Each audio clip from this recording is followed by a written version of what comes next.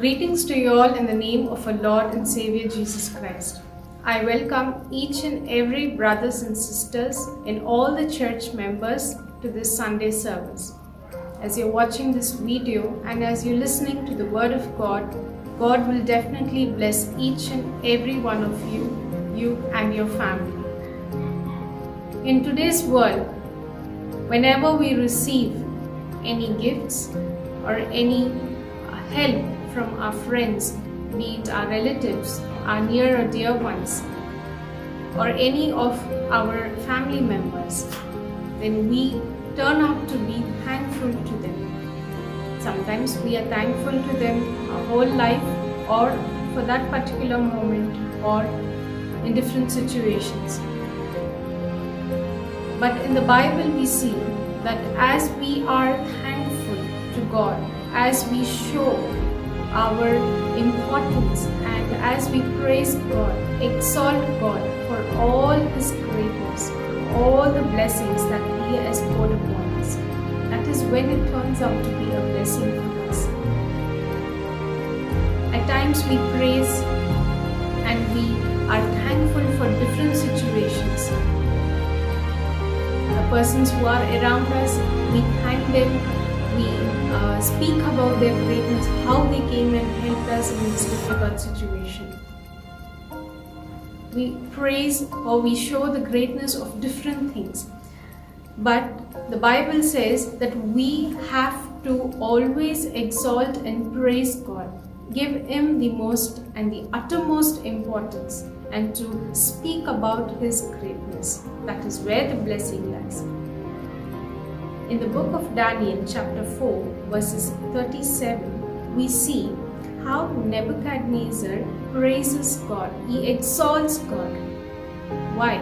Because before that, he was praising himself about his greatness, his kingdom, his people, the power that he had to rule over them. But he landed up in a situation where he had nothing around him, and he turned out to be helpless. Today, we are not also supposed to follow as the king did. He did a mistake of praising himself, lifting himself up, of comparing with all the powers, all the people and all that he had with him. But when he realized, after undergoing many things in his life, he realized that God alone needs to be exalted. Only God has all the rights, His name alone, to be shown with greatness. As we see in the Bible, it says, "Now I, Nebuchadnezzar, praise and exalt and glorify the King of heaven. Though He Himself is the King, He praises God, saying that God is the King of heaven, because everything He does is right, and all His ways are just, and those who walk in pride He is able to humble." So when there is prideness in ourselves, when we speak about our greatness, the way we have achieved things in our life, about the way we have come up in our life, that will not give us anything.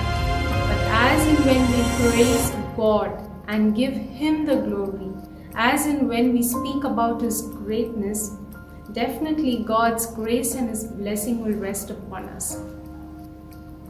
As and when you're watching this video, you will come to know more importance of the blessings and how each person have spoken about the greatness of God. So sit back and watch this video, and if you like this video, please click on the like button and do share it with all your friends and relatives so that this video will be a blessing to them as well. Thank you all. ஆண்டவராகிய இயேசு கிறிஸ்துவின் நாமத்தினாலே உங்கள் யாவரையும் இந்த நல்ல ஆராதனைக்காக நாங்கள் வரவேற்கிறோம். இந்த மாதத்தின் கடைசி ஆராதனைக்கு நாம் வந்திருக்கிறோம். இத்தனை மாதங்கள் தேவன் நம்மை நடத்தி பாதுகாத்து வந்த கிருபைக்காக அவருடைய நாமத்தை நாம் உச்சரித்து இந்த நாளில் அவரை பாடி நாம் மகிமைப்படுத்த போகிறோம். எல்லாருக்கும் தெரிந்த ஒரு பாடலை பாடப் போகிறோம். இயேசுவின் நாமம் இனிதான நாமம், அது இணையில்லா நாமம். அது எத்தனை பேர் உண்மையான ஒரு நாமம் என்பதை சொல்லி நாம் அறிக்கை பண்ணி விசுவாசத்தோடு பாடுவோம். அவர் ஒருவரை அந்த நாமத்தை சொல்லும் போது மாத்திரம்தான் நமக்கு விடுதலை, சுகம், எல்லாவற்றுக்கும் ஒரு ஆசீர்வாதம் அந்த நாமத்தில் தான் இருக்கிறது. அந்த நாமத்தை நம்ம சொல்லுவோம், விசுவாசத்தோடு இந்த பாடலை பாடுவோம். கர்த்தர் பெரிய காரியங்களை நமக்கு செய்வார்.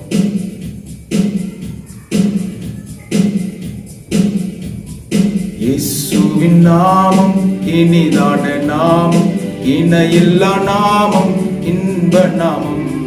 இயேசுவின் நாமம் இனிதான நாமம், இணையில்லா நாமம், இன்ப நாமம்.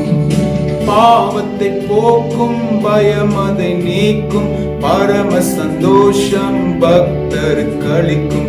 பாவத்தை போக்கும், பயம் அதை நீக்கும், பரம சந்தோஷம் பக்தருக்கு அளிக்கும். இயேசுவின் நாமம் இனிதான நாமம், இணையில்லா நாமம், இன்ப நாமம். இயேசுவின் நாமம் இனிதான நாமம், இணையில்லா நாமம், இன்ப நாமம். வானிலும் பூமியிலும் மேலான நாமம், வானாதி வானங்கள் இயேசுவின் நாமம். வானிலும் பூமியிலும் மேலான நாமம், வானாதி வானவர் இயேசுவின் நாமம். இயேசுவின் நாமம் இனிதான நாமம், இணையில்லா நாமம், இன்ப நாமம். சொல்லுங்க, இயேசுவின் நாமம் இனிதான நாமம், இணையில்லா நாமம், இன்ப நாமம். பரிமள தைலமாம் இயேசுவின் நாமம், பாரெங்கும் வாசனை வீசிடும் நாமம்.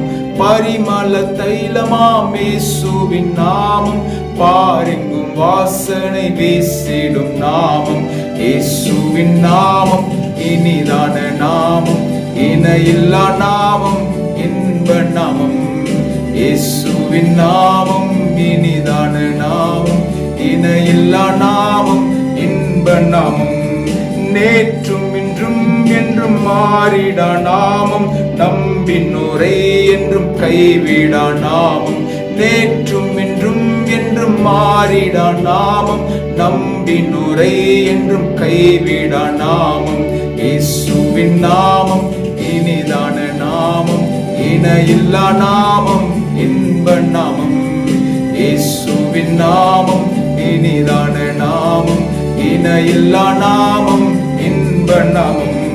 சாத்தானின் சேனையை ஜெயித்திட்ட நாமம், சாப பிசாசை துரத்திடும் நாமம்.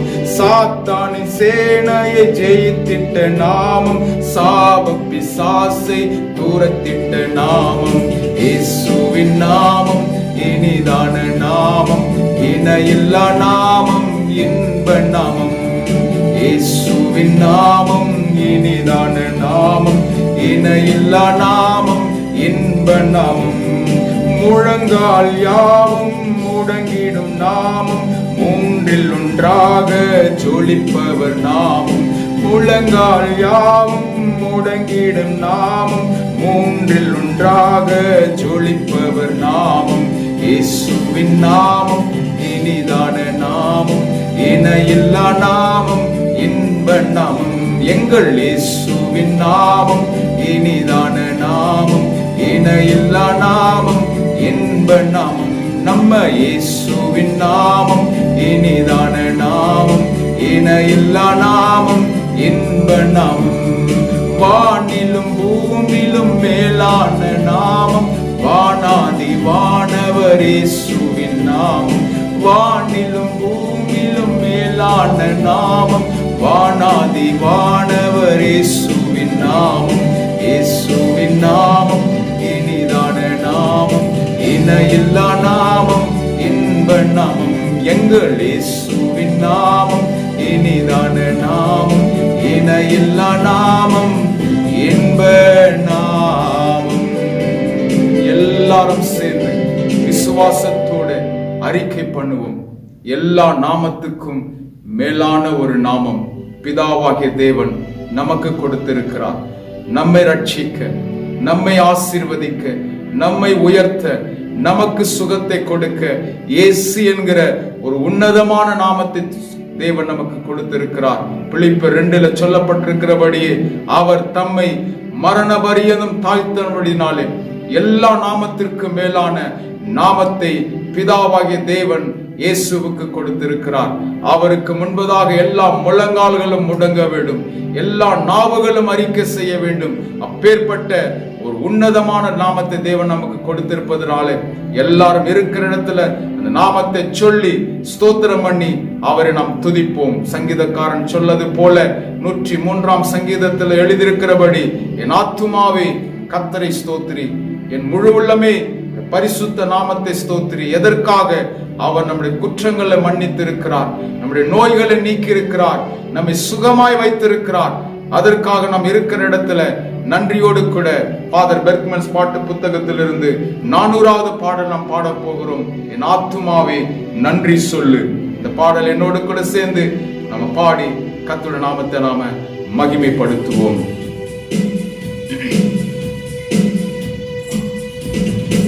ஆத்துமாவே நன்றி சொல்லு முழு உள்ளத்தோடு. என் ஆத்துமாவே நன்றி சொல்லு முழு உள்ளத்தோடு. கர்த்தர் செய்த நன்மைகளை ஒரு நாளும் மறவாதே. நம் கர்த்தர் செய்த நன்மைகளை ஒரு நாளும் மறவாதே. என் ஆத்துமாவே நன்றி சொல்லு முழு உள்ளத்தோடு. என் ஆத்துமாவே நன்றி சொல்லு முழு உள்ளத்தோடு. குற்றங்களை மன்னித்தாரே, நோய்களை நீக்கினாரே. குற்றங்களை மன்னித்தாரே, நோய்களை நீக்கினாரே. படுகுழி நின்று மீட்டாரே, ஜீவனை மீட்டாரே. சொல்லுவீங்களா? படுகுழி நின்று மீட்டாரே, ஜீவனை மீட்டாரே. கர்த்தர் செய்த நன்மைகளை ஒரு நாளும் மறவாதே. ஒரு மனமா கர்த்தர் செய்த நன்மைகளை ஒரு நாளும் மறவாதே. என் ஆத்துமாவே நன்றி சொல்லு முழு உள்ளத்தோடு. என் ஆத்துமாவே நன்றி சொல்லு முழு உள்ளத்தோடு. கிருபை இரக்கங்களால் மணிமுடி சூட்டுகின்றார். கிருபை இரக்கங்களால் மணிமுடி சூட்டுகின்றார். வாழ்நாளெல்லாம் நன்மைகளால் திருப்தி ஆக்குகின்றார். வாழ்நாளெல்லாம் நன்மைகளால் திருப்தி ஆக்குகின்றார். கர்த்தர் செய்த நன்மைகளை ஒரு நாளும் மறவாதே. ஒரு மனமா கர்த்தர் செய்த நன்மைகளை ஒரு நாளும் மறவாதே. என் ஆத்துமாவே நன்றி சொல்லு முழு உள்ளத்தோடு. என் ஆத்துமாவே நன்றி சொல்லு முழு உள்ளத்தோடு. இளமை கழுகு போல புதிதாக்கி மகிழ்கின்றார். இளமை கழுகு போல புதிதாக்கி மகிழ்கின்றார். ஓடினாலும் நான் நடந்தாலும் பலன் குறைவதில்லை. ஓடினாலும் நான் நடந்தாலும் பலன் குறைவதில்லை. கர்த்தர் செய்த நன்மைகளை ஒரு நாளும் மறவாதே. விசுவாசமா கர்த்தர் செய்த நன்மைகளை ஒரு நாளும் மறவாதே. என் ஆத்துமாவே நன்றி சொல்லு. முழு உள்ளத்தோடு சொல்லுவீங்களா? என் ஆத்துமாவே நன்றி சொல்லு, முழு உள்ளத்தோடு. விசுவாசமாய் கரங்களை தட்டி தேவனுக்கு முன்பதாய் சொல்லுவோம். என் குற்றங்களை மன்னித்தார், என் நோய்களை நீக்கினார், என் பாவங்களை சுமந்தார். உமக்கு நன்றி அப்பா, உமக்கு நன்றி, உமக்கு நன்றி. இயேசுவின் நாமத்தில் பிதாவே, ஆமென். ஆண்டவரும் இரட்சகரும் ஆகிய இயேசுவின் இனிய நாமத்தினால் உங்கள் யாவருக்கும் அன்பார்ந்த வாழ்த்துக்கள். பெங்களூர் பட்டணத்திலே கொரோனாங்கிற வியாதி பெருகி வருகிற சமயத்தில் நீங்கள் ஆண்டவரை தேடி வந்திருப்பதிலே நாங்கள் மிக்க மகிழ்ச்சி அடைகிறோம். ஆண்டவரை தேடுகிற மக்களுக்கு ஒரு நன்மையும் குறைவில்லை என்ற வசனத்தின்படி ஆண்டவர் நிறைவான நன்மைகளால் ஆசீர்வாதங்களால் உங்களை நிரப்புவாராக. கர்த்தர் உங்களை ஆசீர்வதிப்பாராக. இந்த வியாதி பெங்களூரை விட்டு, இந்தியாவை விட்டு, உலகத்தை விட்டு போகும்படியாக எல்லாரும் ஜெபிக்கிறார்கள். நாமும் ஒவ்வொரு வாரமும் உபவாசித்து ஜெபித்து வருகிறோம். கர்த்தர் நிச்சயமாய் பெரிய காரியங்களை செய்வார். இன்றைக்கும் நாம் வேத புஸ்தகத்திலிருந்து சங்கீதம் 20ஆம் அதிகாரம் 8-9 வசனங்களை நாம் வாசித்து இன்றைய செய்தியை நாம் கேட்கப் போகின்றோம். சங்கீதம் 20:8 வசனம் 9 வசனம். அவர்கள் முறிந்து விழுந்தார்கள், நாங்களோ எழுந்து நிமிர்ந்து நிற்கிறோம். கர்த்தாவே இரட்சியம், நாங்கள் கூப்பிடுகிற நாளிலே ராஜா எங்களுக்கு செவி கொடுப்பாராக. ஹல்லேலூயா. அன்புக்குரிய தேவச்சனமே, இன்றைக்கு நாம் வாசிக்க கேட்ட இந்த பகுதி சொல்லுகிறது, அவர்கள் முறிந்து விழுந்தார்கள், நாங்களோ எழுந்து நிமிர்ந்து நிற்கிறோம். இன்றைக்கு நாம் எழும்பி நிமிர்ந்து நிற்கக்கூடிய காலம் இது. யார் முறிந்து விழுந்தார்கள், யார் எழும்பி நிற்க முடியும் என்றுதான் இன்றைக்கு நாம் கவனிக்க போகின்றோம். இந்த 20ஆம் சங்கீதத்திலே 7ஆம் வசனம் சொல்லுகிறது, சிலர் ரதங்களை குறித்தும் சிலர் குதிரைகளை குறித்தும் மேன்மை பாராட்டுகிறார்கள், நாங்களோ எங்கள் தேவனாகிய கர்த்தருடைய நாமத்தை குறித்தே மேன்மை பாராட்டுவோம் என்று சொல்லப்பட்டிருக்கிறது. கவனிங்க, ரதங்களை குறித்தும் குதிரைகளை குறித்தும் மேன்மை பாராட்டுகிற மக்கள் விழுந்து போனார்கள், நொறுங்கி போனார்கள். ஆண்டவரை குறித்து மேன்மை பாராட்டுகிற மக்கள் எழும்பி நிமிர்ந்து நிற்கிறார்கள் என்று வாசித்தோம். பிரியமானவர்களே, இந்த காலத்தில் நாம் ஆண்டவரை குறித்து நாம் மகிமைப்படுத்த வேண்டும். நமக்கு அநேக விதமான ஆசீர்வாதங்கள், நன்மைகள், கிருபைகள் ஆண்டவர் கொடுத்திருக்கிறார். நல்ல வீடு, நல்ல சபை, நல்ல ஆசீர்வாதங்களோடு நாம் வாழ்கிறோம். அப்படி வாழும் பொழுது அதை கொடுத்த தெய்வத்தை நாம் மகிமைப்படுத்த வேண்டும். நாம் ஒரு வேளை நினைக்கலாம், என்னுடைய பலத்தினாலே நான் சம்பாதித்தவைகள் என்று சொல்லலாம். கவனிங்க, தேவனுடைய பார்வையிலே நம்முடைய பலன் ஒன்றுமில்லை. எல்லாம் ஆண்டவருடைய சுத்த கிருபை. ஆண்டவர் நம்ம எல்லாம் நினைத்திருக்கிறபடிதான் நாம் இன்றைக்கு மகிழ்ச்சியோடு இருக்கின்றோம். எத்தனையோ பிரபலமானவர்கள் கண்ணை மூடி கண்ணை திறப்பதற்குள் மரித்து போயிருக்கிறார்கள், விபத்துக்குள்ளாகி இருக்கிறார்கள், பலவீனப்பட்டு போயிருக்கிறார்கள். இப்படிப்பட்டவர்கள் தங்கள் செல்வத்தை நம்பியிருந்த காலங்கள் முடிந்து போனது. ஆனால் எப்படிப்பட்ட ஆசீர்வாதமாக இருந்தாலும் நம்முடைய திறமை இல்லைங்க, தேவன் கொடுத்த கிருபை. அந்த கிருபையினாலே நாம் பலப்பட்டு எல்லாவற்றிற்காகவும் நாம் ஸ்தோத்திரம் செய்யும் பொழுது எல்லாவற்றிற்காகவும் தேவனை நாம் மகிமைப்படுத்த வேண்டும். வேத புஸ்தகத்தில், ஏசாயா தீர்க்கதரிசன புஸ்தகத்தில் 31ஆம் அதிகாரம் முதல் வசனத்தை நாம் வாசிக்கும் பொழுது மிக தெளிவாக சொல்லப்பட்டிருக்கிறதுங்க.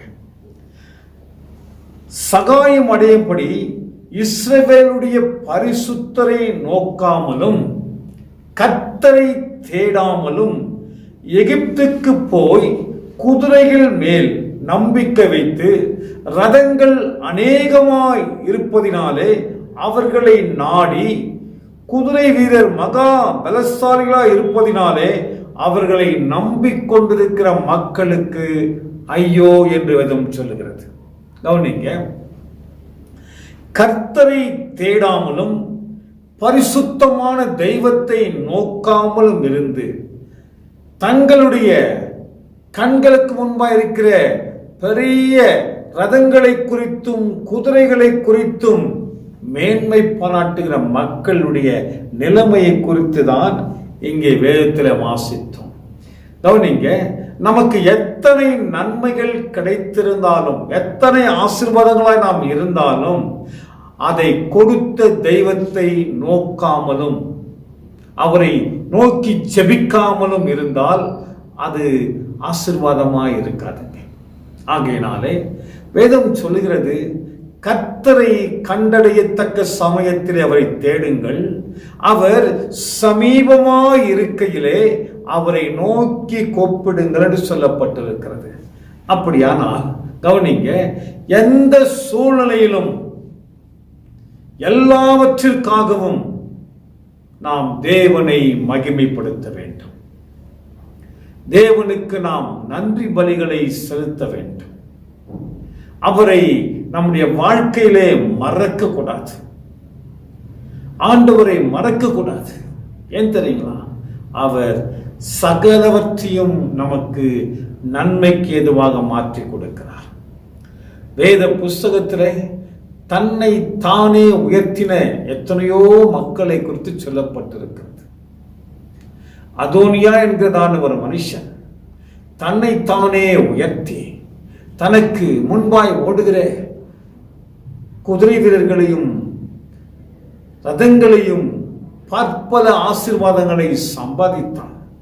தன்னை தானே உயர்த்தினபடியினாலே அவன் தாழ்த்தப்பட்டு போனான் என்று வேதத்தில் வாசிக்கின்றோம்.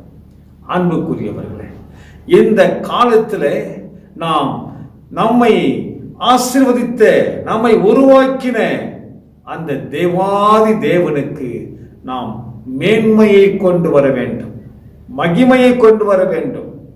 நாம் ஆசீர்வதிக்கப்பட வேண்டுமானால் நம்மை உருவாக்கின தெய்வத்தை நாம் மறக்க கூடாது.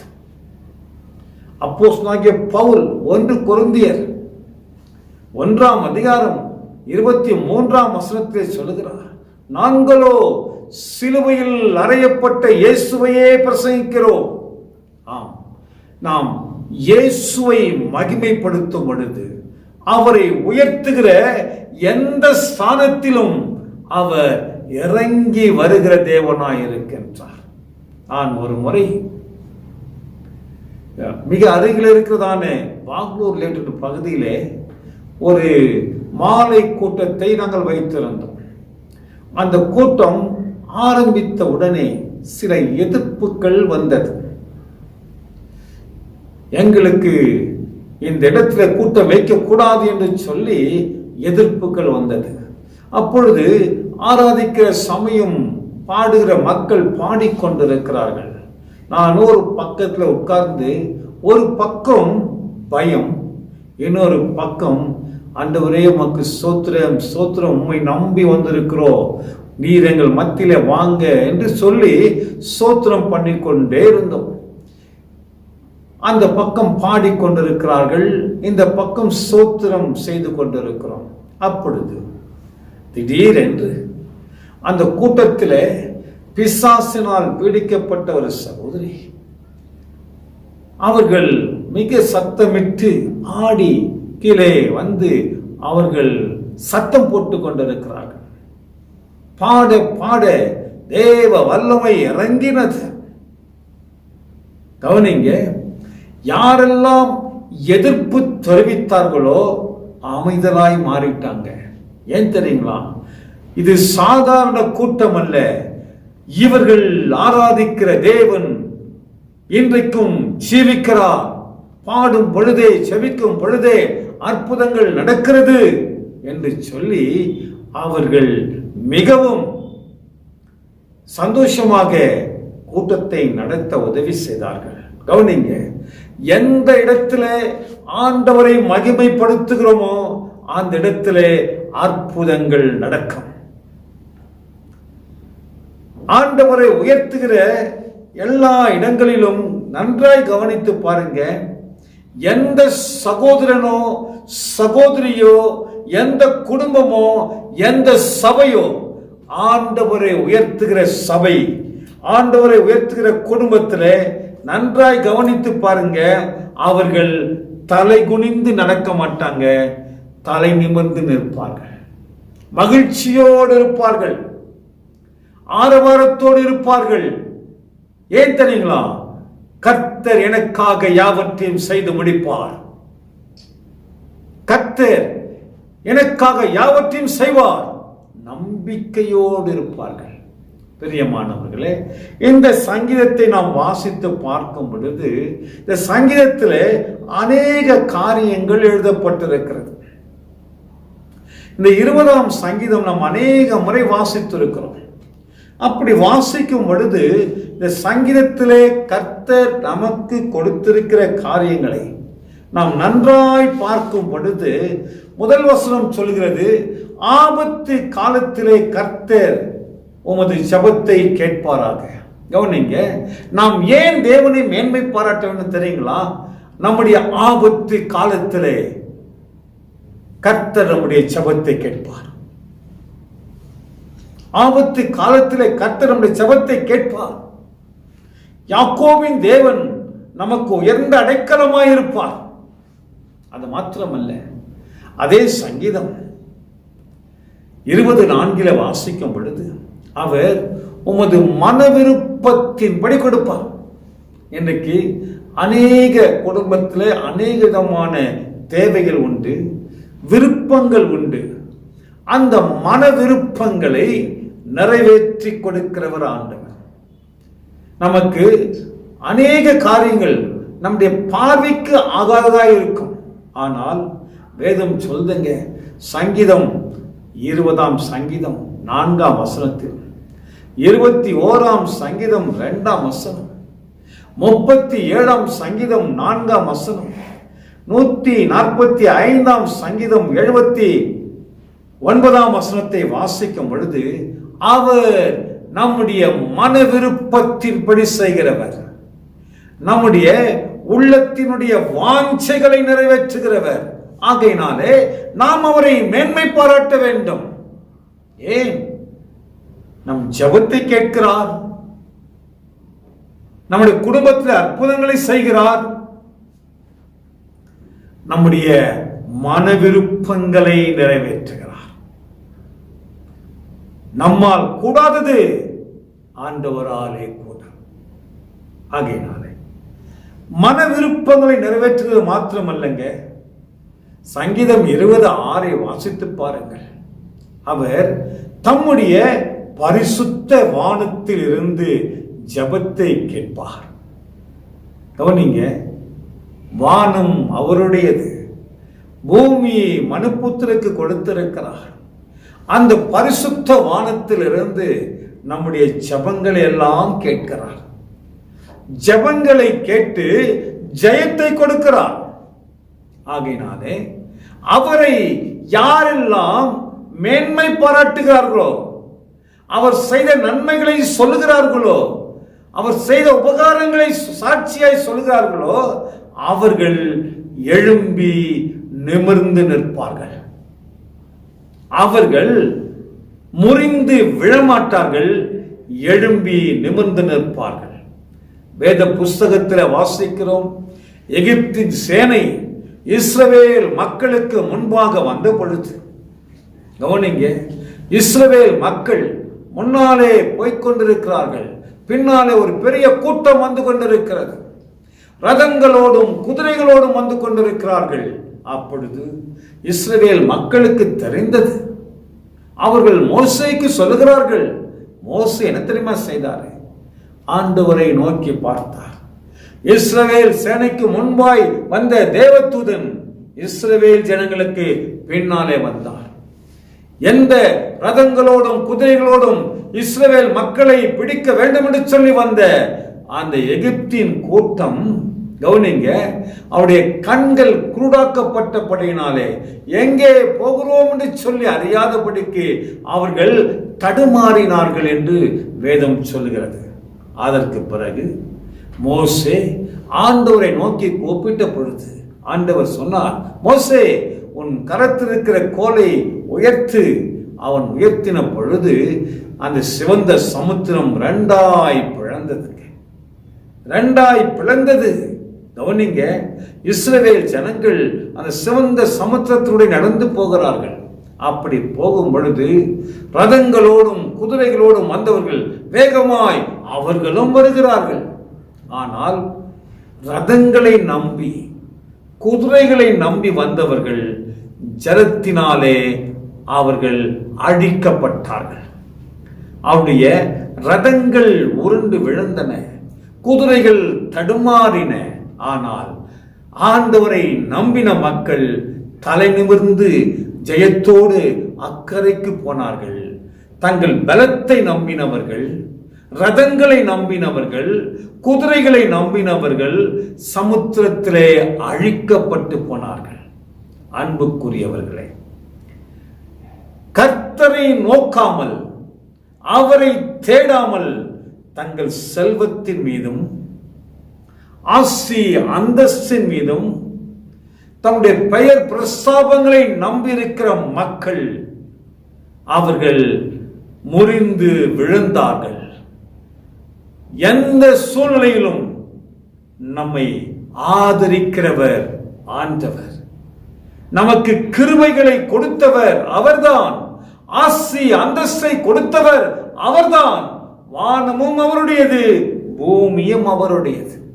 ஆகையினாலே நாம் எப்படி ஆசீர்வாதங்களை பெற்றிருந்தாலும் அந்த ஆசீர்வாதத்துக்கு காரணம் யார் தெரியுங்களா? நம்முடைய ஆண்டவர். ஆகையினாலே நமக்கு கொடுக்கப்பட்ட குடும்பத்துக்காக, புருஷன் மனைவிக்காக, பிள்ளைகளுக்காக, கொடுத்திருக்க வீட்டுக்காய், வருமானத்துக்காய் நாம் தினமும் கர்த்தருக்கு நன்றி சொல்ல வேண்டும். நன்றி சொல்ல வேண்டும், கர்த்தரை துதிக்க வேண்டும். தமிழகத்திலே சொல்லுவார்கள், படைத்தான் படைப்பெல்லாம் மனுவுக்காக, மனுவை படைத்தான் தன்னை வணங்க. அன்புக்குரியவர்களே, எல்லாவற்றையும் படைத்து கர்த்தர் நமக்கு கொடுத்து விட்டார். ஆனால் நாம் செய்ய வேண்டிய காரியம் தெரியுங்களா? கர்த்தரை வணங்க வேண்டும். நம்மை உருவாக்கின தெய்வத்தை நோக்கி பார்க்க வேண்டும். அவரை மேல் நம்பிக்கையாயிருக்க வேண்டும். அதற்காக தான் தேவன் வீட்டை கொடுத்தார், வாசலை கொடுத்தார், வருமானங்களை கொடுத்தார், சுகத்தை கொடுத்தார். எதற்காக? படைத்த தெய்வத்தை ஆராதிப்பதற்காக, அவருக்கு மேன்மையை கொண்டு வருவதற்காக. அன்புக்குரியவர்களே, அநேக பக்தர்கள் வேத புஸ்தகத்தில் வாசிக்கின்றோம். அவர்கள் தங்களுக்கு தேவன் கொடுத்த கிருபைகளை அவர்கள் அந்த கிருபைகள் மூலமாக தேவனை மகிமைப்படுத்தினார்கள். வேத புஸ்தகத்தில் தானியேல் 2ஆம் அதிகாரம் 17ஆம் வசனத்தில் வாசிக்கும் பொழுது, பரலோகத்தின் தேவனை நோக்கி இரக்கத்துக்காக தானியேல் ஆண்டவரை நோக்கி பார்த்தார். பரலோகத்தின் தேவனை நோக்கி பார்த்தார். 2ஆம் அதிகாரம் 28ஆம் வசனம் சொல்கிறது, மறைப்பொருள்களை வெளிப்படுத்தின அந்த பரலோகத்தின் தேவனுக்கு நன்றி சொன்னான். பிரியமானவர்களே, 2ஆம் அதிகாரம் 37ஆம் வசனம் சொல்கிறது, பரலோகத்தின் தேவன் உமக்கு ராஜ்யத்தையும் ஆசீர்வாதத்தையும் கொடுத்திருக்கிறார் என்று சொல்லி தானியேல் சொல்லுகிறதை பார்க்கின்றோம். பிரியமானவர்களே, 3ஆம் அதிகாரம் 17ஆம் வசனத்தை வாசித்து பாருங்கள். அங்கே ஷாத்ராக், மேஷாக், ஆபேத்நேகோ என்று சொல்கிற 3 வாலிபர்கள் சொல்கிறார்கள், நாங்கள் ஆராதிக்கிற தேவன் எங்களை தப்புவிக்க வல்லவராயிருக்கிறார். கர்த்தர் மேல் ஒரு நம்பிக்கையா இருக்கிறாங்க. கர்த்தரையே மேன்மைப்படுத்தினார்கள். கர்த்தரை அவர்கள் மகிமைப்படுத்தினார்கள். வேதம் சொல்லுகிறது, அவர்கள் எரிகிற நெருப்பிலே போட்டார்கள். ஆனால் 3 பேரை போட்டார்கள். அவர்கள் எந்த தெய்வத்தை நம்பியிருந்தார்களோ அந்த தேவன் 4வது மனிதனாக அந்த எரிகிற அக்கினி சூளையிலே கவனிங்க உலாவிக் கொண்டிருந்தார். அந்த 3 பேரும் கவனிங்க அந்த நெருப்பிலே போடப்பட்டாலும் அவர்கள் ஒரு காயமும் இல்லாமல் எப்படி இருந்தார்களோ அப்படியே இருக்கிறார்கள். அவர்கள் எந்த தெய்வத்தை மேன்மைப்படுத்தினார்களோ அந்த தேவன் அந்த பாடுகள் மத்தியிலே, அந்த அக்கினி சுவாலையின் மத்தியிலே அவர்களை காப்பாற்றினார். இதை கேட்டுக்கொண்டிருக்கிற தேவ பிள்ளையே, உங்களையும் என்னையும் காப்பாற்றுகிற தேவன் அன்றைக்கு காப்பாற்றினவர் இன்றைக்கும் காப்பாற்றுகிறார். கர்த்தரை நம்ப வேண்டும், அவரை மேன்மை பாராட்ட வேண்டும், அவர் செய்த நன்மைகளை நாம் நினைக்க வேண்டும். அப்படி நினைக்க நினைக்க நம்முடைய வாழ்க்கை எப்படித்தமா இருக்கும்? நாம் தலை குனிந்து நடக்கிறவளா இருக்க மாட்டோம், முறிந்து விழுந்து போனவர்களா இருக்க மாட்டோம், எழுந்து நிமிர்ந்து நிற்போம். ஏன்? நம்மை ரட்சிக்கிறவர், நாம் மேன்மை பாராட்டுகிற இயேசுதான். ஆகையினாலே இன்றைக்கு உலகம் முழுவதும் இருக்கிற மக்களை கவனித்து பாருங்க. எண்ணற்ற ஆலயங்கள் இருக்கிறது, எண்ணற்ற ஊழியக்காரர்கள் இருக்கிறார்கள். அவர்கள் அநேக மக்களுக்காய் ஜெபிக்கிறதை நாம் பார்க்கிறோம். ஜெபிக்கும் பொழுது என்ன சொல்லி ஜெபிக்கிறார்கள்? வியாதி உள்ள மக்களுக்கு இயேசுவின் நாமத்தினாலே சுகம் உண்டாவதாக என்று சொல்லுகிறார்கள். இயேசு என்ற வார்த்தையை சொல்ல சொல்ல அற்புதங்கள் நடக்கிறது, வியாதிகள் சுகமடைகிறது, பிசாசின் கட்டுகள் உடைக்கப்படுகிறது. ஏன்? அவரே எல்லாவற்றுக்கும் காரணராயிருக்கிறார். அவராலே அன்றி நம்மால் ஒன்றும் கூடாது. ஆகையினாலே எல்லா சூழ்நிலைகளும் நம்மை ஆசீர்வதித்த, நம்மை உயர்த்தின, நம்மை காப்பாற்றின அந்த தெய்வத்துக்கு நாம் நன்றி சொல்ல வேண்டும். ரதங்களை குறித்தோ, குதிரைகளை குறித்தோ, ஆசையை குறித்தோ, சம்பாத்தியங்களை குறித்தோ மேன்மை பாராட்ட அல்ல, அதை கொடுத்த தெய்வத்திற்கு நாம் நன்றி சொல்ல வேண்டும். நாம் சுகமாயிருக்கிறோமா? தெய்வத்து நம்முடைய ஆண்டவராக இயேசுவுக்கு நாம் நன்றி சொல்ல வேண்டும். சுகம் கொடுத்தீரே உமக்கு நன்றி என்று சொல்ல வேண்டும். அன்புக்குரியவர்களே, எல்லா சமயங்களிலும் நாம் செய்ய வேண்டிய காரியம், நம்முடைய இரட்சகரும் நம்முடைய மீட்பரும் உலக இரட்சகரும் ஆகிய இயேசுவுக்கு நாம் நன்றி சொல்ல வேண்டும். அவராலே அன்றி நமக்கு ஒன்றும் பாக்கியம் இல்லைங்க. எத்தனை கோடி கோடியான சாட்சிகள் உலகம் முழுவதும் இருக்கிறது. எப்படி? அவரை நம்பின மக்கள், அவரை மேன்மை பாராட்டின மக்கள், அவர் மேல் நம்பிக்கையாயிருந்த மக்கள், செழிப்பான ஆசீர்வாதங்கள். அவர்கள் நல்ல சுகமாய் ஆசீர்வாதமாய் இருக்கிறதை நாம் பார்க்கின்றோம். ஆகையினாலே இந்த நாளிலே கவனிங்க, முறிந்து விழுந்த கூட்டம் ஒன்று இருக்கிறது, எழுந்து நிமிர்ந்து நிற்கிற கூட்டம் ஒன்று இருக்கிறது.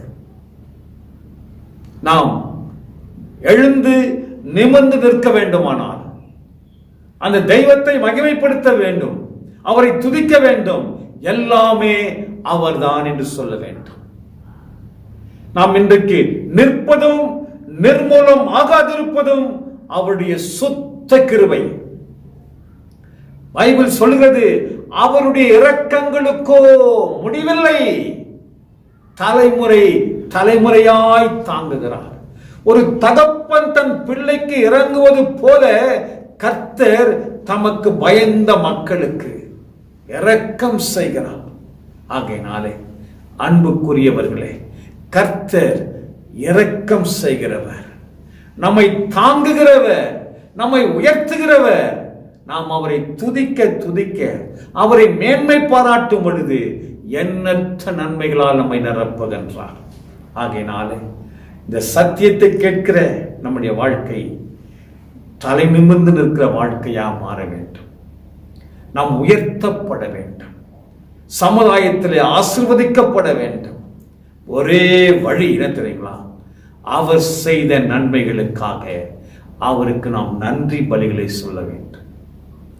சங்கீதக்காரன் சொன்னது போல, அவர் ஆபத்திலே ஜெபத்தை கேட்கிறவர், இருதயத்தின் வாஞ்சிகளை நிறைவேற்றி கொடுக்கிறவர், பரிசுத்த வானத்தில் நம்முடைய ஜெபத்தை கேட்கிறவர், அவர் நம்மை ரட்சிக்கிறவர், அவர் நம்மை காப்பாற்றுகிறவர், அவர் நம்மை கைவிடாதவர், கைவிடவே மாட்டார். இயேசு நம்மை கைவிட மாட்டார்.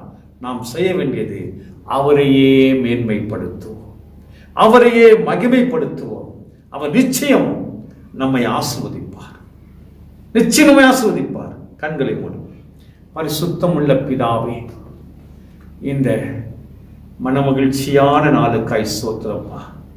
நீர் எங்கள் வாழ்க்கையிலே கொடுத்த எல்லா நன்மைகளுக்காக, எல்லா ஆசீர்வாதங்களுக்காக ஆண்டவரே நாங்கள் நன்றி சொல்லும்படியாக நீர் எங்களோடு பேசினதற்காக உமக்கு ஸ்தோத்திரப்பா. உமக்கு நன்றி சுவாமி. ஆண்டவரே, நாங்கள் ஒவ்வொரு நாளும் உம்மையே மேன்மை பாராட்ட, சிலுவையில் அறையப்பட்ட உம்மையே நோக்கி பார்க்க, எங்களுக்காய் ஜீவன் கொடுத்த உம்மையே நோக்கி பார்க்க எங்களுக்கு இரக்கம் செய்யுங்கப்பா.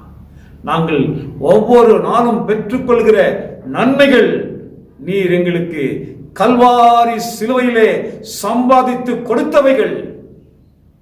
இன்றைக்கு நாங்கள் சுகமாயிருப்பது நீர் எங்களுக்காக ரத்தம் சிந்தி எங்களுக்கு தெய்வீக சுகத்தை கொடுத்திருக்கிறீர். அதற்காக உமக்கு நன்றி சொல்லுகிறோம்ப்பா. வந்த யாவரையும் ஆசீர்வதிங்க.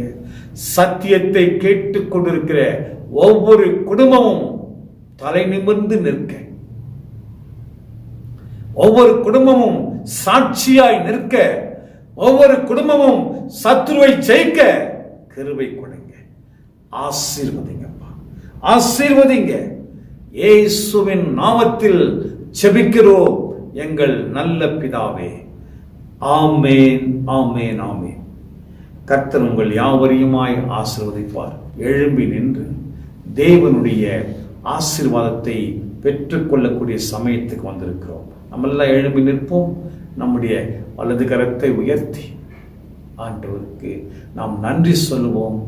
அவருடைய ஆசீர்வாதங்களை பெற்றுக்கொள்வோம். கர்த்தர் உன்னை ஆசீர்வதித்து உன்னை காக்க கடவர். கர்த்தர் தம்முடைய முகத்தை உன்மேல் பிரகாசிக்க பண்ணி உன்மேல் கிருபையாய் இருக்க கடவர். கர்த்தர் தம்முடைய முகத்தை உன்மேல் பிரசன்னமாக்கி உனக்கு சமாதானம் கட்டளையிட கடவுள் என்பதே. எல்லாம் ஆமென் சொல்வோமா? மகிழ்ச்சியோடு சொல்வோம். என் ஆத்துமாவே கர்த்தரை ஸ்தோத்திரி, என் முழு உள்ளமையுடைய பரிசுத்த நாமத்தை ஸ்தோத்திரி. என் ஆத்துமாவே கர்த்தரை ஸ்தோத்திரி. கர்த்தர் செய்த சகல உபகாரங்களையும் மறவாதே. ஆமென், ஆமென், ஆமென். கர்த்தர் உங்கள் யாவரையுமாய் ஆஸ்வதிப்பாராக. கர்த்தருடைய கிருபை உங்களோடு இருப்பதாக. சமாதானமாய் சென்று வருவோம். கர்த்தர் நம்மோடு இருந்து நம்மை தலை நிமிர்ந்து நடக்க உதவி செய்வாராக. ஆமென், ஆமென், ஆமென்.